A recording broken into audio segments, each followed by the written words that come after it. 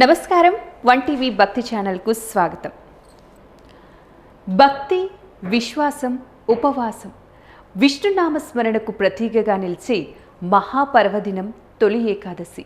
హిందూ సాంప్రదాయంలో అత్యంత పవిత్రమైన ఏకాదశుల్లో ఒకటిగా భావించే ఈ రోజును దేవశయని ఏకాదశి లేదా హరిశయని ఏకాదశి అని కూడా పిలుస్తారు.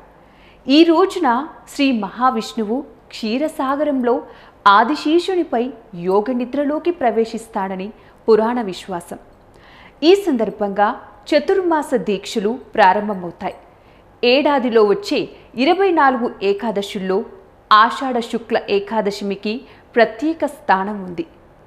ఈరోజు ఉపవాసం ఉండి మహావిష్ణువును భక్తి శ్రద్ధలతో ఆరాధించి విష్ణు సహస్రనామ పారాయణం చేయడం, తులసీ దళాలతో పూజించడం ఎంతో పుణ్యప్రదమని భక్తులు విశ్వసిస్తారు. తొలి ఏకాదశి నుంచి ప్రారంభమయ్యే 4 నెలలను చతుర్మాసం అంటారు. ఈ కాలంలో ఆధ్యాత్మిక సాధన, దాన ధర్మాలు, జపతపాలు, సాత్విక జీవనానికి విశేష ప్రాధాన్యం ఇస్తాయి. అందుకే ఈ ఏకాదశిని భక్తి మార్గంలో ఒక కొత్త ఆరంభంగా భావిస్తారు. ఉపవాసం కేవలం ఆహారాన్ని మానేయడం మాత్రమే కాదు, మనసును పవిత్రంగా ఉంచుకోవడం, కోపం, అసూయ వంటి చెడు భావాలను దూరం చేయడం, దైవ చింతనలో లీనమవ్వడం కూడా ఈ వ్రతంలోని ముఖ్య ఉద్దేశం. హిందూ సాంప్రదాయంలో సంస్కృతి, సాంప్రదాయాలకు ఎంతో ప్రాధాన్యత ఉంది. అయితే తొలి ఏకాదశి అనేది హిందువులకు అత్యంత విశిష్టమైన పండుగ. దీనికి శయన ఏకాదశి లేదా దేవశయని ఏకాదశి అని కూడా పేర్లు ఉన్నాయి. తెలుగు సంవత్సరంలో పండుగలకు ఇది నాంది పలుకుతుంది.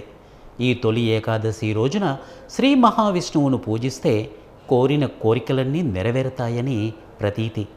ఈ క్రమంలో తొలి ఏకాదశి విశిష్టతను తెలుసుకుందాం.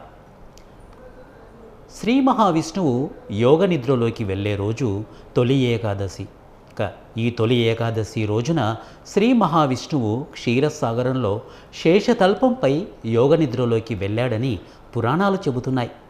ఈ నిద్రాకాలం 4 నెలల పాటు ఉంటుంది. కార్తీక శుద్ధ ఏకాదశి నాడు ఆయన తిరిగి మేల్కొంటారు. ఈ 4 నెలల కాలాన్ని చాతుర్మాస్యమని అంటారు. ఈ సమయంలో వివాహాలు, ఉపనయనాలు వంటి శుభకార్యాలు ఎక్కువగా జరపరు. ఆధ్యాత్మికతకు, పూజలు, వ్రతాలకు, దాన ధర్మాలకు ఈ కాలం అత్యంత పవిత్రమైనదిగా భావిస్తారు. అలాగే శ్రీ మహావిష్ణువు యోగనిద్రలోకి వెళ్ళడంతో సృష్టి, స్థితి, లయ, కారకత్వాలు పరమశివుడికి, ఇతర దేవతలకు అప్పగింపబడతాయని కూడా వారు నమ్ముతారు. చాతుర్మాస్య వ్రత ప్రారంభం అంటే మనం ఈరోజు తెలుసుకుందాం. తొలి ఏకాదశి రోజు నుంచే చాతుర్మాస వ్రతం కూడా ప్రారంభమవుతుంది. ఈ వ్రతాన్ని ఆచరించే సాధువులు, సన్యాసులు, గృహస్థులు ఈ 4 నెలల పాటు కొన్ని నియమాలను పాటిస్తారు. ఇందులో భాగంగా ఒకే చోట నివసించడం, కొన్ని రకాల ఆహార పదార్థాలు తీసుకోకపోవడం, ఆధ్యాత్మిక చింతనలో గడపడం వంటివి ఉంటాయి. వర్షాకాలం ప్రారంభంలో వచ్చే ఈ వ్రతం శారీరక, మానసిక శుద్ధికి, ఆధ్యాత్మిక వికాసానికి ఎంతగానో తోడ్పడుతుంది. ఇక ఆధ్యాత్మిక ప్రాముఖ్యత గురించి మనం తెలుసుకుందాం. పాప నిర్మూలన. తొలి ఏకాదశి రోజున ఉపవాసం ఉండి విష్ణుమూర్తిని పూజించడం వల్ల సకల పాపాలు తొలగిపోయి కోరిన కోరికలు నెరవేరుతాయని భక్తుల ప్రగాఢ విశ్వాసం. ఏడాదిలో వచ్చే 24 ఏకాదశులలో తొలి ఏకాదశికి అత్యంత ప్రాముఖ్యత ఉంది. ఈ ఒక్క ఏకాదశి రోజున దీక్ష చేస్తే కోటి పుణ్యాలు లభిస్తాయని పండితులు చెబుతున్నారు. జ్ఞానేంద్రియాలపై నియంత్రణ. ఏకాదశి అంటే 11 అని అర్థం. మన 5 జ్ఞానేంద్రియాలు కళ్ళు, చెవులు, ముక్కు, నాలుక, చర్మం, 5 కర్మేంద్రియాలు వాక్, చేతులు, కాళ్ళు, మల విసర్జన, జననేంద్రియాలు మరియు మనస్సు. ఈ 11ంటిని ఏకముఖంగా భగవంతునిపై కేంద్రీకరించే సమయమే ఏకాదశి. ఈరోజు చేసే ఉపవాసం, పూజ మనస్సును నియంత్రించి ఆధ్యాత్మిక ప్రగతికి దోహదపడుతుంది. పుణ్యఫలం. ఈ తొలి ఏకాదశి రోజున ఉపవాసం, జపం, ధ్యానం, దానం వంటి కార్యాలకు అపరిమితమైనటువంటి పుణ్యఫలం లభిస్తుంది. సూర్యచంద్ర గ్రహణాల్లో భూమి దానాలు ఇచ్చినంత అశ్వమేధ యాగం చేసినంత పుణ్యం లభిస్తుందని పురాణాలు చెబుతున్నాయి. ఆరోగ్యపరమైనటువంటి ప్రాముఖ్యత. పేలాల పండుగకు సంబంధించి తొలి ఏకాదశిని పేలాల పండుగ అని కూడా అంటారు. ఈ రోజున పేలాల పిండిని తినడం ఒక ఆచారం ఉంది. దీనికి ఒక శాస్త్రీయ కారణం కూడా ఉంది. గ్రీష్మ ఋతువు ముగిసి వర్షాకాలం ప్రారంభమయ్యే ఈ సమయంలో వాతావరణంలో మార్పులు వస్తాయి. ఉష్ణోగ్రతలు తగ్గుతాయి, తేమ పెరుగుతుంది. ఇలాంటి వాతావరణం మార్పుల వల్ల శరీరంలో జీర్ణక్రియ మందగించడం, జ్వరం, జలుబు వంటి అనారోగ్యాలు వచ్చే అవకాశం ఉంటుంది. ఈ పేలాల పిండిలో ఉండే కార్బోహైడ్రేట్లు, ఇతర పోషకాలు శరీరానికి తక్షణ శక్తిని అందిస్తాయి. ఇది శరీరాన్ని వెచ్చగా ఉంచి రోగ నిరోధక శక్తిని పెంచుతుంది. పేలాలు జీర్ణమవ్వడం సులువు కాబట్టి ఉపవాసం తర్వాత కూడా సులభంగా స్వీకరించవచ్చు.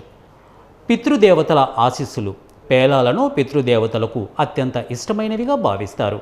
ఈ రోజున పితృదేవతలను స్మరించుకుంటూ పేలాల పిండిని తీసుకోవడం వల్ల వారి ఆశీస్సులు లభిస్తాయని నమ్మకం. రైతులు తమ పొలాల్లో కూడా ఈ పేలాల పిండిని చల్లితే వర్షాలు బాగా కురిసి పంటలు సమృద్ధిగా పండుతాయని విశ్వసిస్తారు. ఇతర విశిష్టతల గురించి మనం తెలుసుకుందాం. దక్షిణాయన ప్రారంభ సూచన. తొలి ఏకాదశి రోజు నుండే సూర్యుడు దక్షిణ దిశకు వాలుతున్నట్లు కనిపిస్తాడు. అంటే దక్షిణాయన ప్రారంభాన్ని సూచిస్తుంది. ఈ కాలం దేవతలకు రాత్రి సమయంగా భావిస్తారు.